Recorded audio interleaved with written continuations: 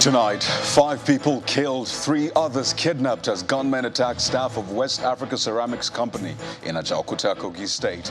Government vows quick action to restore order across the state. More concerns over insecurity in the country. Leadership of the African Democratic Congress backs the party's flag bearer in his call for the president to step aside if he cannot fix the menace. JAMB registrar appeals to the federal government and striking lecturers to end dispute, says hard decisions have to be taken to save the nation's tertiary education system. And 12 people killed after a bus carrying Polish pilgrims veered off a road in Croatia and ended up in a ditch.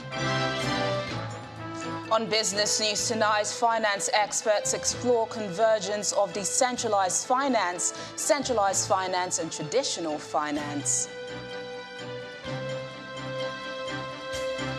And on Sports News tonight, Team Nigeria moves to 6th on the 2022 Commonwealth Games medal table after earning 8 medals on day 9 of the competition.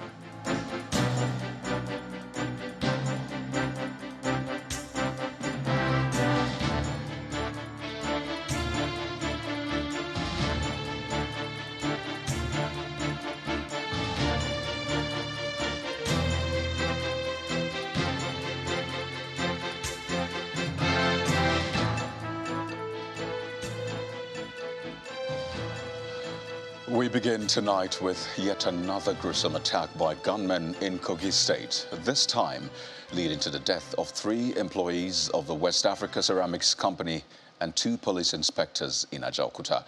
The members of staff, comprising 1 foreign national said to be an Indian, and 2 drivers were killed on their way back to their residence in the late hours of yesterday, while 3 other foreign nationals were abducted in the attack.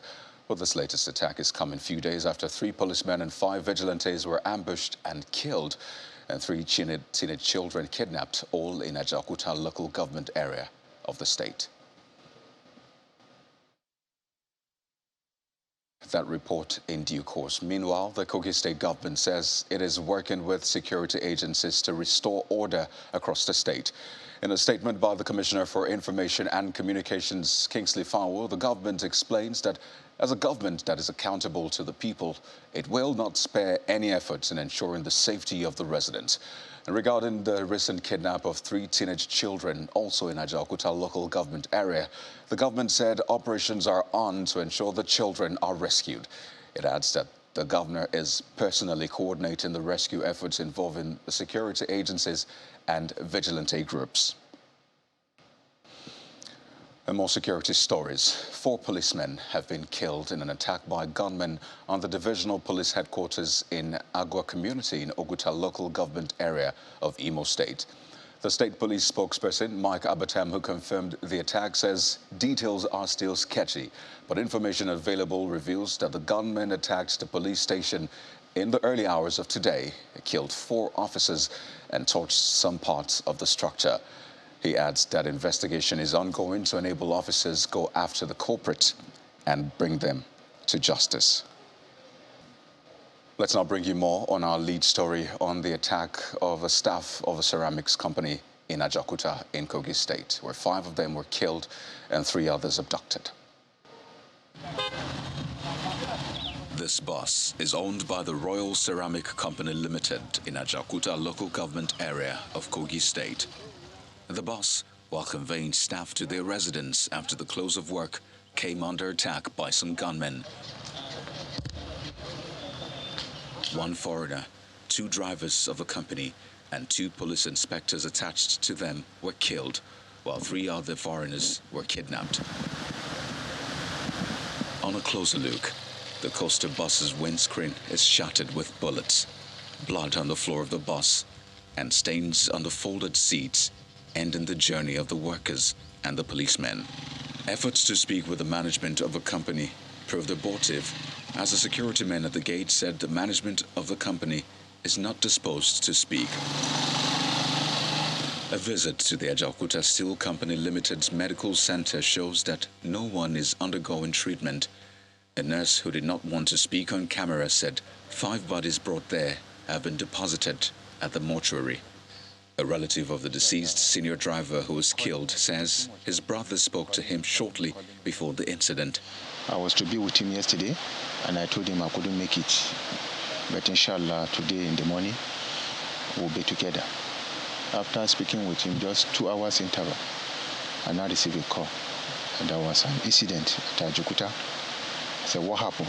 He said, Ibrahim is no more. I said, what is the cause of the death? And then I said, he was shot. The Kogi State Police Command confirmed the killings in a statement signed by the Public Relations Officer, Williams Aya, stating that the Commissioner of Police has ordered the deployment of additional operational assets consisting of operatives of Police Mobile Force, Counter-Terrorism Unit, and Quick Response Unit State Intelligence Bureau to secure the area and apprehend the gunmen. And the president is also condemning recent attacks against non-indigents and law enforcement officials by terrorists in the southeast, promising all possible action in conducting a speedy investigation to bring the perpetrators to justice. President Muhammadu Buhari's comment follows the reported killing of 6 Nigerian citizens as well as a number of policemen at their duty posts. In a statement, the president urges community and religious leaders to speak more forcefully against the killings, adding that those who know should point out specific people who carried out the attacks. He expressed his administration's commitment to peace and stability in the southeast and the entire country, saying that the reports of killings anywhere are unwelcome. The leadership of the African Democratic Congress, ADC, says it is backing the presidential candidate of the party, Mr. Dumebi Kachiko, in his call for President Muhammadu Buhari to step aside if he cannot fix the economy and the country's worsening security situation. The party also criticized the federal government's approach to the ongoing industrial action by university lecturers, promising to engage with members of the Academic Staff Union of Universities, ASU, in the days ahead. Although speaking at a joint meeting of the party's Board of Trustees and the National Working Committee in Abuja. It's a joint meeting of the National Working Committee and the Board of Trustees of the African Democratic Congress, ADC, to essentially plan for a campaign strategy for the 2023 general elections. Besides this primary purpose, the leadership of the ADC discussed other national issues, including security and the ongoing strike by university lecturers. The retreat started with a review of the state of the nation, the ASU strike, insecurity, foreign exchange troubles, bad economy and poverty, and aligned with the call for our presidential candidate, Dumebi Kachiko, and patriotic Nigerians that the president resign to stop the country from further hemorrhage. If the people have given the president that particular mandate to steer the ship of the nation safely to the shores of the country, ascending unity, security, and progress, and the president, as it seems, appears to be consistently failing in his terms of reference, and the lawmakers deemed it fit to actually initiate a process to get him out of there, it behooves them to see it through. You don't start a process because they are also affected. The nation's capital is threatened. The presidential brigade is also threatened. So I think that is something that the lawmakers know they have to see through. Political parties have begun planning their campaign strategies ahead of next month's official flag-off of the 2023 general elections. While those plans are in top gear, politicians are concerned about the country's security situation and how it will impact on the electioneering processes if left unchecked.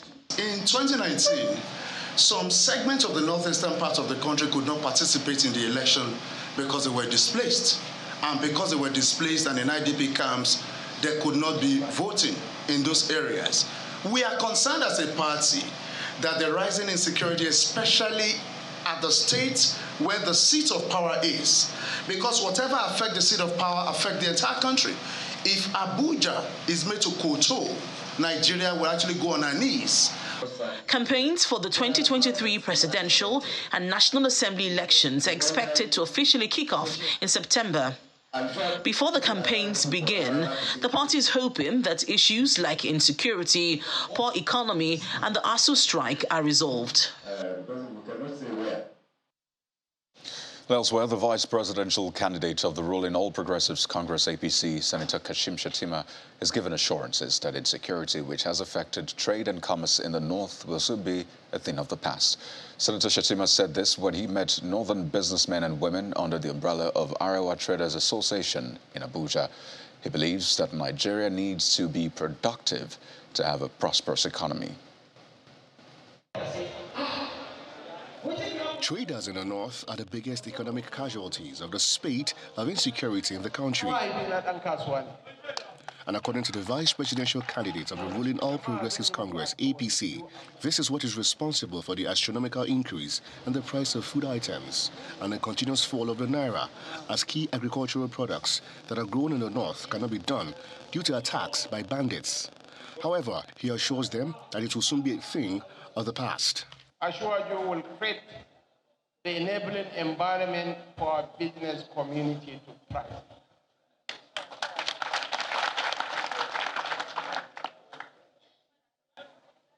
In 2023,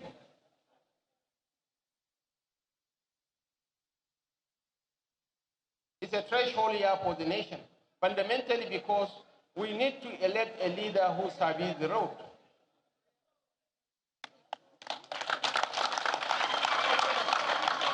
When he became the governor of Lagos State in 1999, Lagos was generating the sum of 700 million naira every month as its internally generated revenue, IGR. Ladies and gentlemen, when he became the governor, there was only one serviceable ambulance in the health services of Lagos State. It might interest you to note that Lagos is now the third largest economy in Africa. Lagos is now generating 51 billion naira every month as internally generated revenue.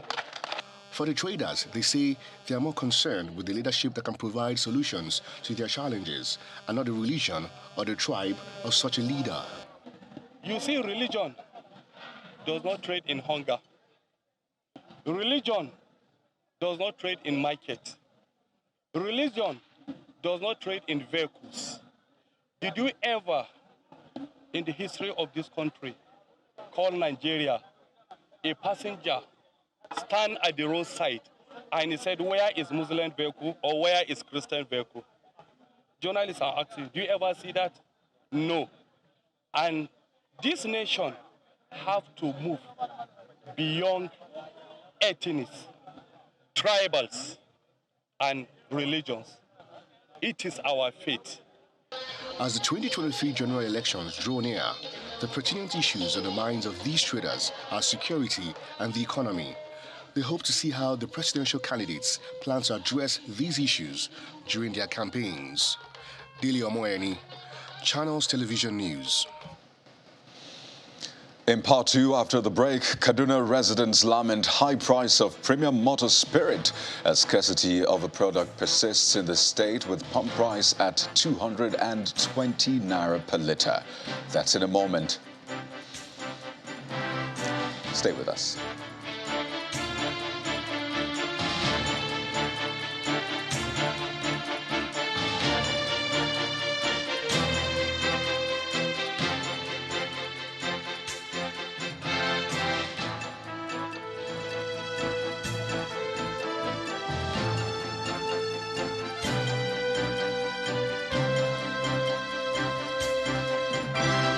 Welcome back. If you've just joined us, you're watching the news at 10, live on Channels Television Lagos. A reminder of our top stories. 5 people killed, 3 others kidnapped as gunmen attack staff of West Africa Ceramics Company in Ajaokuta, Kogi State. Government vows quick action to restore order across the state. More concerns of a state of security in the country. Leadership of the African Democratic Congress backs the party's flag bearer in his call for the president to step aside. JAMB registrar appeals to the federal government and striking lecturers to end dispute, says hard decisions have to be taken to save the nation's tertiary education system. And 12 people killed after a bus carrying Polish pilgrims veered off a road in Croatia and ended up in a ditch.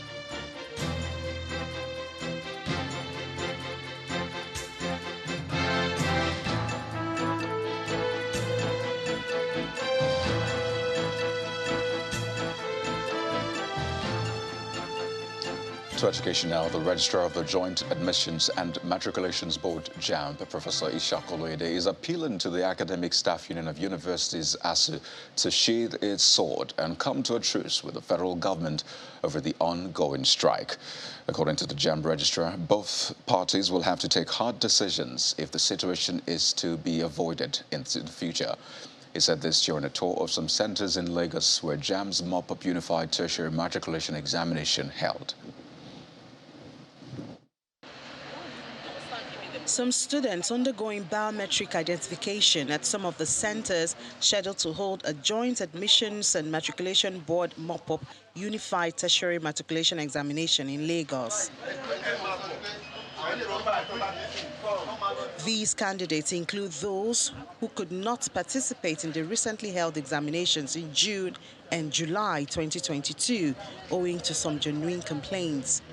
The Registrar of the Joint Admissions and Matriculation Board is in Lagos to see things for himself. In Lagos, where you have 69 centers, and then you want to conduct, were it not for those who are involved in examination malpractice, we would probably have used just one center in Lagos to remedy what was the biometric issues. So the fact that we are bending backwards to try and accommodate those who might have had one problem or the other, it's not an indication of failure. It's an indication of strength. It's an indication of the fact that we are aware that we are going to be accountable to God. Over 42,000 students are writing the mop-up tests across 5 states, which JAMB says is costing a huge amount of money to rerun. Professor Oloyede is also of the opinion that government and ASU must reach a compromise so students can return to school. I appeal to ASU, I appeal to government, please solve the problem so that our children can go back to school. Even if ASU goes back to the classroom, that will not prevent it happening tomorrow. I believe that what we should do is to look at the system and take some very hard decisions. If we do not take hard decisions, we are postponing the evil day. The examination body says that candidates in centers linked to acts of malpractices are not allowed to be part of this mop-up examination. And the lingering scarcity of premium motor spirit, otherwise known as petrol, has continued to bite harder in several parts of Kaduna State, as the product is now sold at filling stations for as high as 220 naira per litre. But this comes amidst uncertainty about when the scarcity will abate in the larger northern region of the country. But this next report captures the situation and how the residents are responding to it. Kaduna State plays host to the Kaduna Petrochemical and Refining Company, KRPC. The petrol scarcity lingers, bringing untold hardship on the residents who mostly rely on the product for their daily activities. Most of the filling stations owned by major marketers in the state capital are currently out of stock, while the few owned by independent marketers are selling above the government-approved price. While the petrol stations are not as overcrowded as they were earlier in the year when the scarcity started, the few filling stations that have the product appear to be taking advantage of the monopoly they wield to fix prices arbitrarily. The prices range from between 185 naira to 220 naira per litre, with motorists lamenting the negative impact of the high price increase on their daily lives. When you go to these private filling stations, what you get there is 220, 225, and which we want the government to really work on. Because among all the government-owned filling stations, it is just few that are opening. So it's hard for you to get fuel at the normal price rate. This has affected everybody.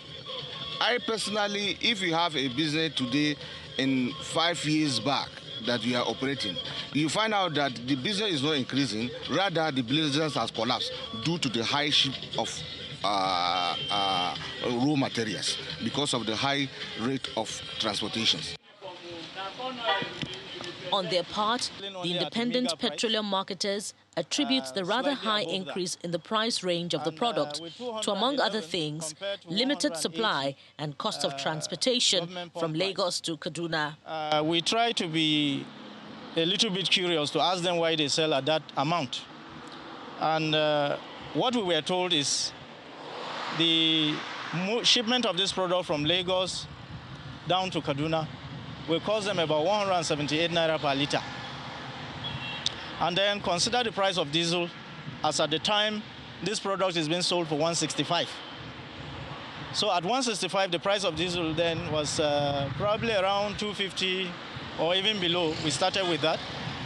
And right now it's about 900 per litre for price of diesel. So you can just consider the ripple effect of shipping this product from Lagos down to Kaduna, apart from the 178 other expenses that is built into the cost.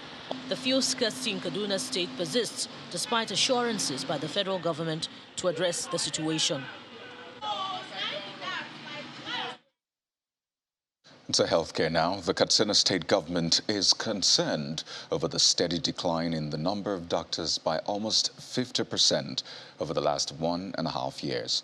According to the Commissioner for Health, Yakubu Danja, the State Hospital Service Management Board is faced with great difficulty in attracting and retaining health workforce in the system, owing to issues of remuneration and rising insecurity. There has been decline of number of doctors, almost half between 2020 to date in the system as indicated here. In 2020, we have 59 consultants and 161 medical doctors, making 219 medical doctors. In 2021, we have 44 consultants and 133 medical officers, making 177 doctors. In 2022 today, Your Excellency, we only have 32 consultants and 80 medical officers, making a total of 112 in all the workforce of Katsina State.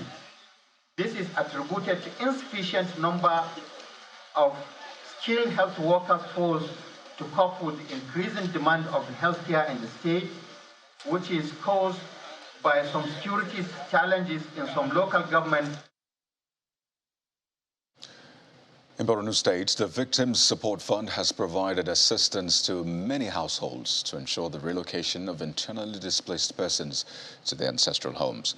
Speaking in Maiduguri, the state capital, during a visit to the ID camp at Dalari in Kunduga local government area, the executive director of the VSF, Nana Tanko, says the gesture is to give them an opportunity to get their lives back on track after being ravaged by insurgency.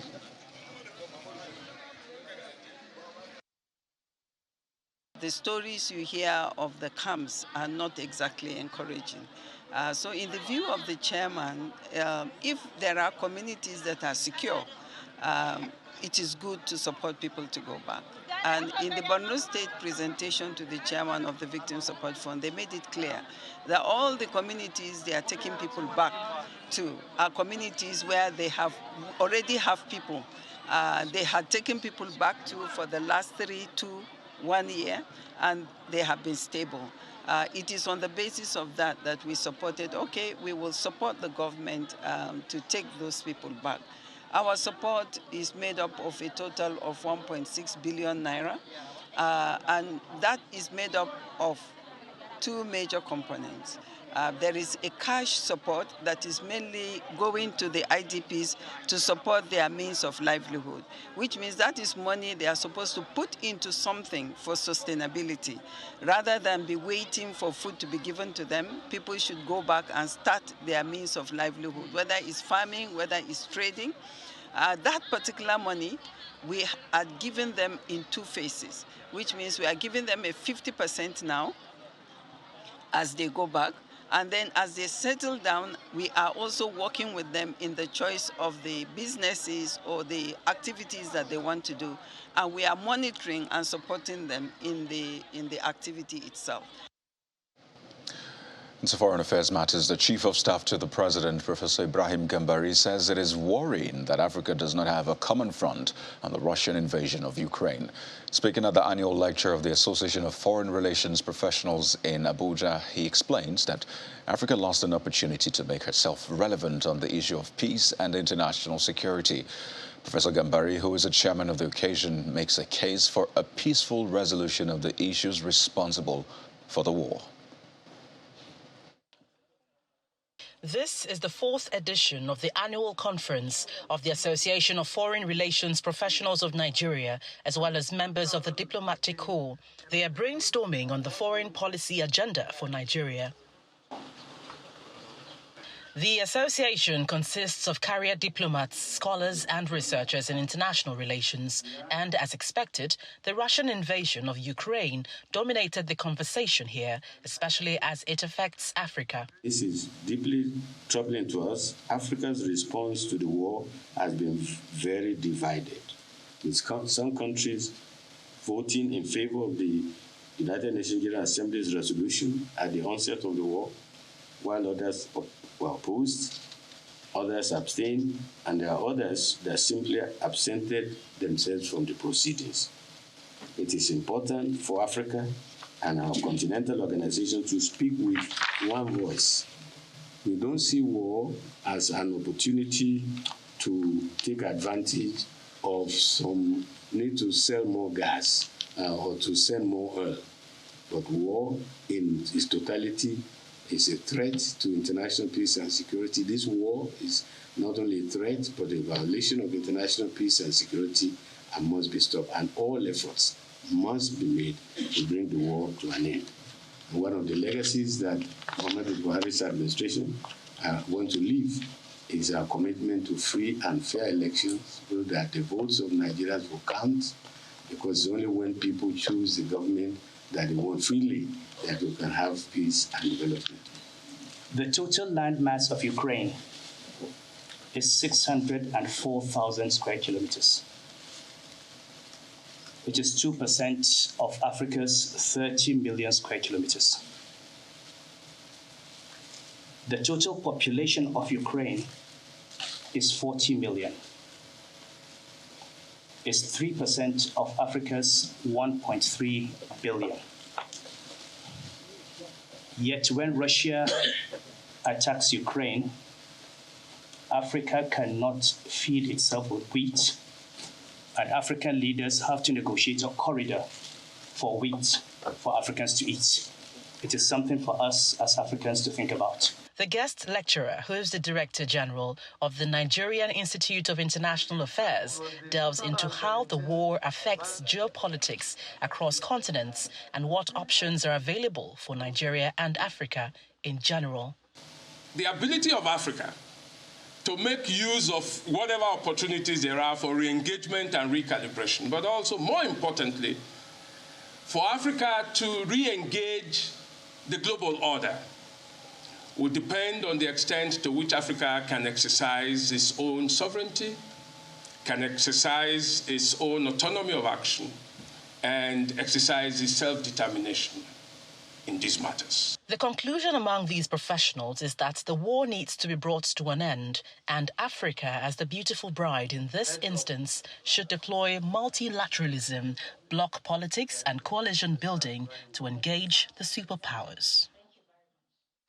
To social investment, the Minister of Humanitarian Affairs, Disaster Management and Social Development, Sadiya Omar Farouk, has begun the disbursement of cash incentives to women and youths in Cross River State. The minister says the program has been designed by President Muhammadu Buhari to address the issue of poverty across the nation. She urged the beneficiaries of the grant across the 18 local governments to make adequate use of the resources provided to them. The purpose of being here today is to flag off the grants for the vulnerable groups, which is a 20,000 naira grant to our women and our men This is an initiative by His Excellency President Muhammad Buhari to reduce the hardships that our people are facing. It's our belief that this cash grant that we have come to disburse is expected to increase your income and productive assets, especially now that economic challenges at global and local levels affect our socio-economic lives. Now to Gombe State, where the same exercise is going on. This time, the minister distributed 20,000 naira each to 3,000 women and 900 youths. She also commissioned the training of the onboard monitors for the National Social Investment Program, NSIP. To agriculture, cashew farming in the country may receive a boost as the Minister of Agriculture and Rural Development, Mohammed Abubakar, is promising government support to farmers as part of efforts to improve production and export. The minister explains that the intervention will further help government's economic diversification plan and job creation. He was speaking at a meeting with key players in the cashew industry in Abuja, where the president of the African Cashew Alliance, Mr. Babatola Fasheru, and the president of the Nigeria Cashew Association, Mr. Ojo Ajanoku, appealed for the provision of high-yield seeds and cashew processing cottages.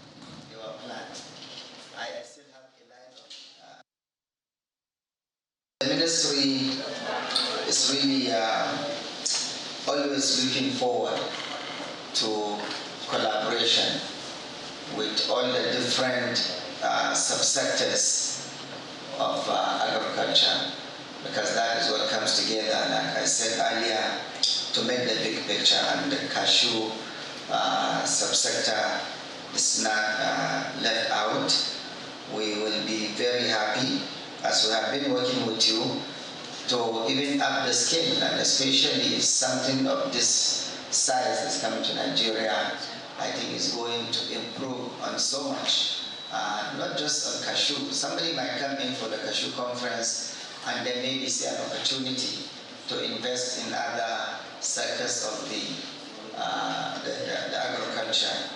So it's something that we'll be happy to collaborate with you, to work with you, and to see that it's a big success, so that tomorrow other segment or sectors, subsectors of agri will also want to come to Nigeria to do that.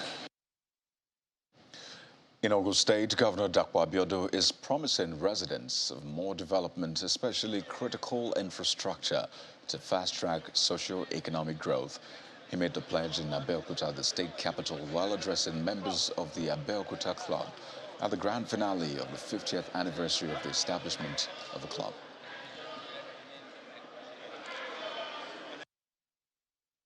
We shall and will continue to provide a more enabling environment for our people, irrespective of their geographical location, their gender, their religious or political affiliation.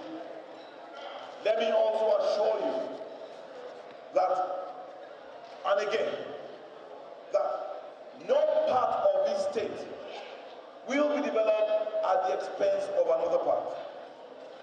And I've said it over and over again. I will complete every inherited project from my successors, not successors.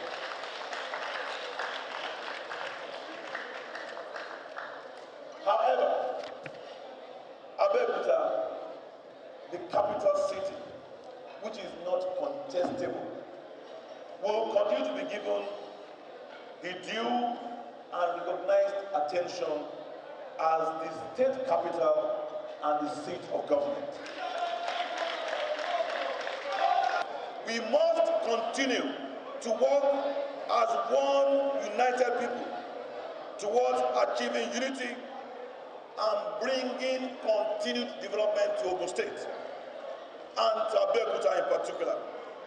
God has placed us all in this vantage position, and we should use it as a privilege that the Creator has conferred on you to bring more comfort to our people and society.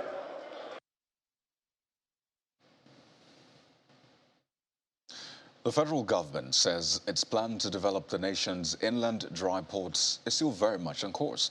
Speaking in Kano during the visit to the Dala Inland Dry Port in the state, the Minister of Transportation, Mr. Mwazu Sambo, explains that developing the dry port will aid the decongestion of the Lagos ports on the one hand and provide shipping services to exporters and importers in the northern axis on the other.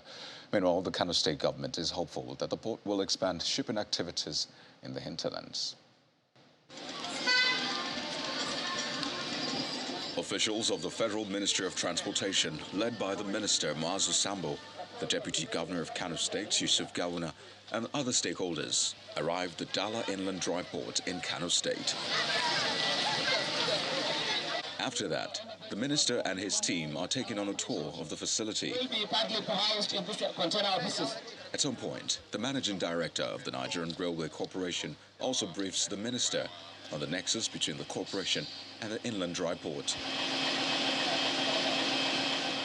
After the inspection, the minister and the team moved to the other side of the facility to take their seats. Here, Mr. Mwazu Sambo expresses satisfaction with the state of work done, adding that the port must be fully utilized to justify the huge investment on the project. As a result of the zeal of the ministry to ensure that inland dry ports are operational nationwide, approved Ministerial Implementation Committee chaired by the Permanent Secretary to see to the realization of the Dala Inland Dry Port with a view to looking at the challenges militating against its development since 2006 and to find out a workable solution to make it fully operational. For the Kano State government, supporting the project comes with a lot of benefits. 2.5 billion naira for the construction of access roads, perimeter fencing and electricity to the inland dry port so as to ensure speedy completion of the project. Meanwhile, the executive director of the Nigerian Shippers Council believes the project will open up new frontiers for the nation's economy. Clearly, a dry port from conception is recognized to be, an institution that is meant to operate as if it was a seaport. The only difference being that there's no sea. So practically and basically everything, every agency, every facility that you find in a seaport is available here in this dry port. So what that means, therefore, is that we have now brought shipping very, very close to the hinterland. The inland dry port is part of the federal government's reform program in the transportation sector to help meet other operational needs like access to desired labor, lower costs, and more effective distribution channels, all geared towards trade facilitation for economic growth. Authorities of the National Drug Law Enforcement Agency say they are more prepared now to tackle the challenges of the war against illicit drug trade and trafficking, as well as the use. This comes against the backdrop of the recent destruction of thousands of kilograms of assorted illicit drugs seized in 3 of its commands in Lagos State. According to the United Nations World Drug Report 2022, the high rate of abuse of cannabis in West and Central Africa and also the non-medical use of pharmaceutical drugs such as tramadol is becoming a threat to public health. The report further indicates that young people continue to use more drugs than adults and have higher levels of use than in past generations. In curbing the menace in Nigeria, officers of the National Drug Law Enforcement Agency have been recording seizures of illicit drugs. The largest destruction since the establishment of the agency took place in Lagos recently. The gate of the agency's special command in Badagry is thrown open to the public. The occasion is the public burning of illicit drugs seized in the last 2 years. Chairman of the NDLEA, General Buba Marwa, explains that the drug law enforcement efforts have led to the arrest of 12 drug barons and prosecution and conviction of offenders.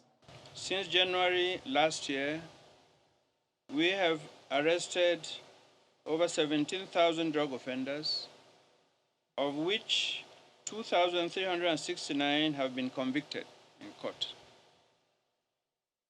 In the process, we have seized over 3.5 million kilograms of assorted drugs. The business of today is yet another indication that officers and men of NDLEA are not relenting in the pursuit of the agency's mandate to make Nigeria safe from the drug scourge. General Maura also speaks on some of the focal areas of the agency in tackling drug trafficking and abuse. We are not just only focusing on drug supply reduction. We are equally broadening our drug demand reduction efforts, and especially working hard on drug use prevention programs. Members of the Forensic Chemical Examination Unit conduct tests on some of the substances. So you have this big red color coming out for cannabis. Then the signing of the certificate of destruction and words from other stakeholders. Greetings to the agency for the hard work that, wonderful performance in Lagos State in particular. So they extend their greetings and they are again reassuring the agency of the support of Lagos State government. What I have seen here is beyond my imagination. Sir, with your encouragement and the zeal of leading the country on drug war, I really commended you, sir. We of the federal operation were always behind you because most of the seizure, that you made, some are even in our custody. Dignitaries join senior officers in an exercise that heralds the final stage of drug control.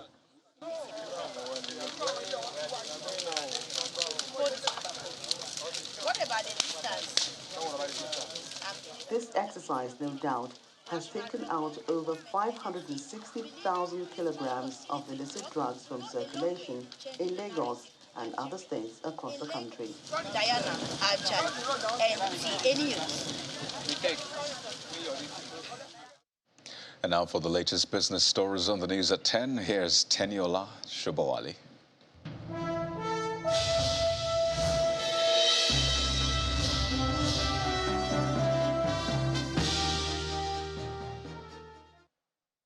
Thanks a lot, Kaede. Welcome to Business News. Local stocks closed in the green territory despite pressure from profit-taking activities during the week. The oil share index ended the week 0.7% higher, settling at 50,722.33 points.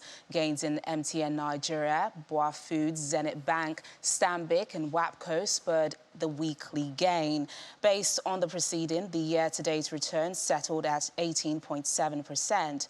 However, activity levels were weaker as trading volume and value declined by 54.3% week-on-week and 21.1% week-on-week respectively. Sectoral performance was mixed as the consumer goods, banking and oil and gas indexes advanced, while the industrial goods and insurance indexes declined. In the FX spot and derivatives markets, the total turnover for the week ended August the 5th, 2022 was $619.88 million, representing an increase of 15.16% from $538.30 million reported for the week ended July the 29th, 2022.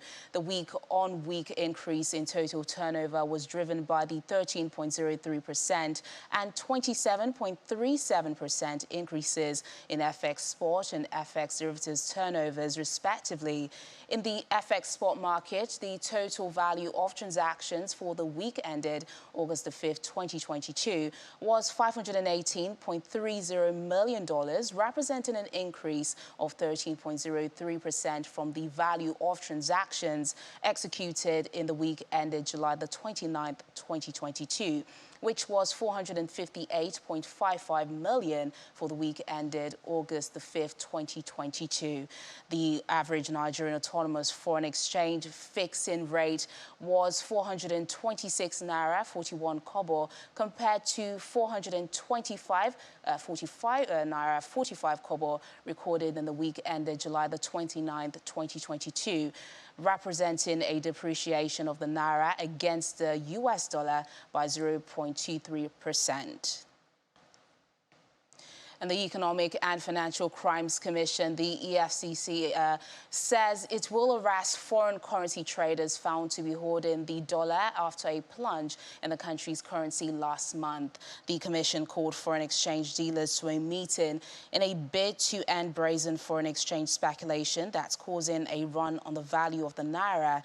The agency said it has intelligence linking some persons and organizations to the hoarding of foreign currencies. It warned those involved to desist or risk arrest as a major offensive against the speculators is underway. The shortage of dollars at the banks is forcing many individuals and businesses to access them on the black market.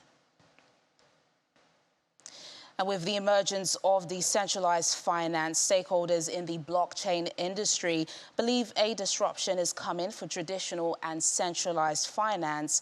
A conference organized by stakeholders in Blockchain Technology Association in Lagos is looking to find a convergence with decentralized, centralized, and traditional finance. It's the maiden edition of the Stakeholders in Blockchain Technology Association of Nigeria CBAN Conference 2022. They are here to discuss the divergence between centralized finance, decentralized finance, and traditional finance. What we hope to do is to have a roundtable conversation, an open conversation, where everyone will be able to talk about the opportunities involved in CFI, which is centralized finance, DeFi, decentralized finance, and TradFi, traditional finance, from a point of view of blockchain adoption. Conversations about the high cost of producing the physical naira is also on the forefront, and how the e-naira helps with this. When we look at the cashless policy of government, it means that when we go cashless, then we will have saved a lot of money instead of using them to produce those paper notes. Because to produce the paper notes need to have some security features to prevent other people from being able to also produce those naira notes. The security features of the naira note have to be very sophisticated.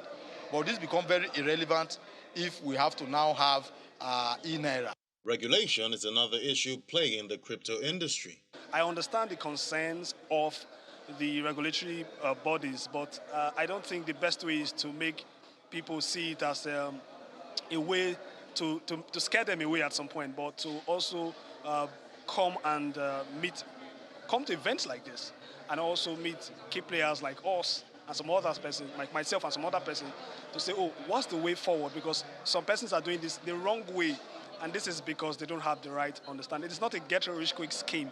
With this conference, it is hoped that stakeholders in the blockchain industry, regulators and government can have consensus and convergence between centralized finance, decentralized finance and traditional finance. Ladi Williams reporting for Channels Television News. And that's Business News tonight. I'm Teniola Shubowale. It's back to Kayode for the rest of the news at 10.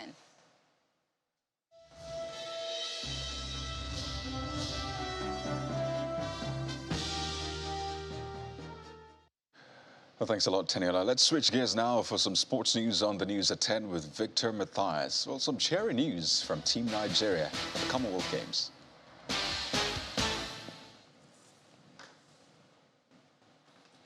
Indeed, Kaede, it's actually a medal galore today for Team Nigeria. And of course, the team has moved as a result of that to 6th on the 2022 Commonwealth Games medal table after Mercy Genesis defeated Canada's Madison Paris to win women's wrestling freestyle 50 kg. Ebike Wenimo Wilson, John Ogbonna and Hannah Ruben finished on the podium with silver and bronze medals in wrestling. In para table tennis, Faith Obazuaye, Esau Ogunkunle and Nasiru Sule also won medals. Team Nigeria now has 28 medals comprising 9 gold, 7 silver and 12 bronze. And the pair of Ese Brume and Ruth Usoro are set to compete in the final of the women's long jump at the 2022 Commonwealth Games. Brume booked her place in the final with a leap of 6.81 meters, while Usoro jumped 6.59 meters to increase Nigeria's chances of a podium finish in Sunday's event. Our sports correspondent Austin Okonakpan reports from Birmingham. At the World Championships in Oregon, Ese Brume and Ruth Usoro made history when they qualified for the final of the long jump event. In Birmingham, they've done it again.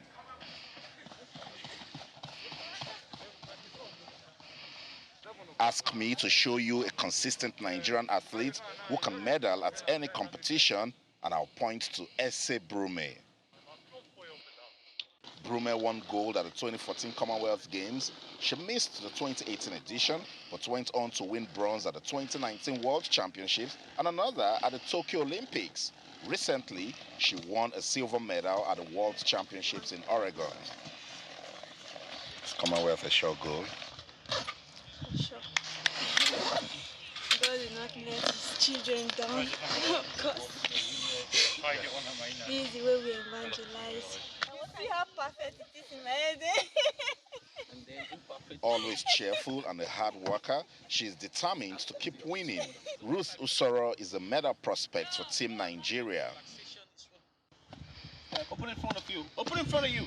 In February last year, Usoro jumped 6.82 meters to meet the qualifying standard for the Tokyo Olympic Games. Okay, take it, open it in front of you. It was an amazing experience in Oregon. That was my first World Championship ever in my life. So it was a great experience. I learned so much. Sharing the track with someone I always look up to, which is Ese Brume, and also other great athletes. So it was amazing to be there. It's just an honor and a blessing from God. You didn't hop, you stepped all the way through. Yes, I don't have hop. At that World Championship in Oregon, she leaped 6.69 meters to reach the finals, and she's hopeful of leaving Birmingham with a sweet story. Don't look. Don't look.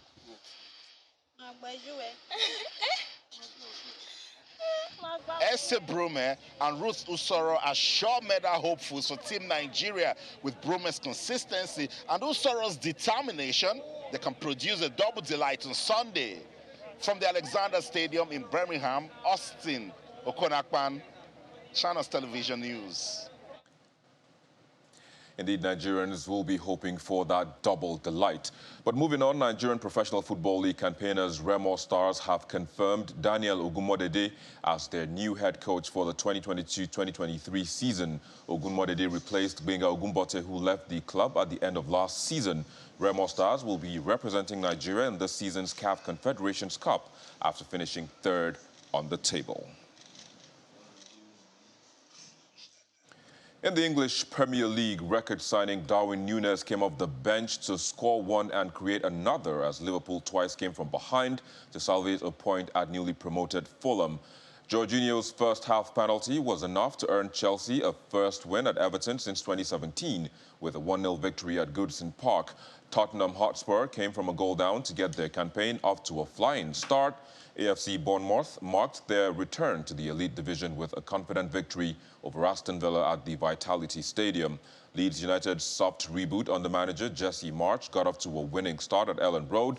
Superb second-half goals from Fabian Schär and Callum Wilson saw Newcastle United ease past newly promoted Nottingham Forest at St. James's Park. Now, the preseason friendly between Spanish side Atletico Madrid and Italian giants Juventus, which was scheduled to take place in Israel, has been called off because of security concern. The match was due to take place at the Bloomfield Stadium in Tel Aviv on Sunday, but a renewed surge in hostilities in the region prompted the promoters to call it off. Israel hit Gaza with airstrikes on Saturday, and a Palestinian militant group retaliated with a barrage of rocket fire in the territory's worst escalation of violence since last year. Juventus start their Serie A campaign with a home tie against Sassuolo on August the 15th, while Atletico Madrid play their La Liga opener against Getafe the same day.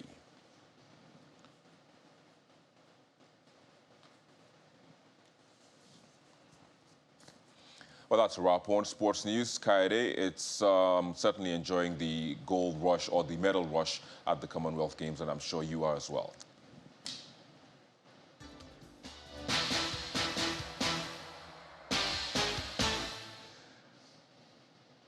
Absolutely, Victor. Team Nigeria all the way.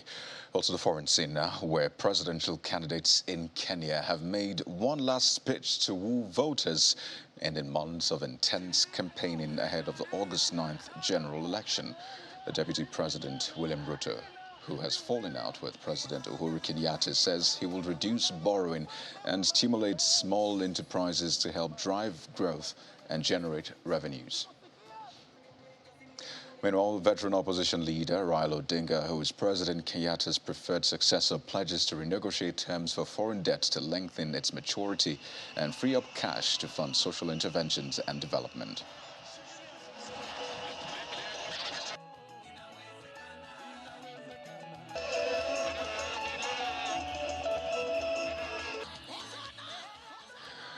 Well, outside Africa, 12 people have been killed after a bus carrying Polish pilgrims veered off a road in Croatia and ended up in a ditch. All 32 surviving passengers are said to be injured, 19 of them seriously. The trip, organized by the Brotherhood of St. Joseph Catholic Group, included 3 priests and 6 nuns. They were traveling to a Catholic shrine in Bosnia. Poland's Justice Minister and Prosecutor General have ordered the Warsaw Prosecutor's Office to launch an investigation into the cause of the tragedy, and 2 Polish ministers are heading to Croatia in the wake of the incident.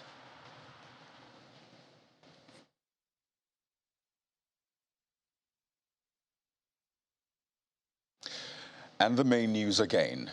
News reached us today that 5 people made up of 1 foreigner, 2 drivers of West Africa Ceramics Company in Ajaokuta, Kogi State, and 2 policemen attached to them were killed last night. The state government has vowed quick action to restore order across the state. Also today, the leadership of the African Democratic Congress backed the party's flag bearer in the 2023 presidential election in his call for the president to step aside if he cannot fix insecurity. And 12 people were today killed after a bus carrying Polish pilgrims veered off a road in Croatia and ended up in a ditch.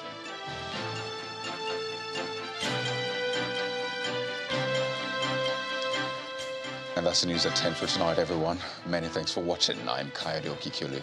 Good night.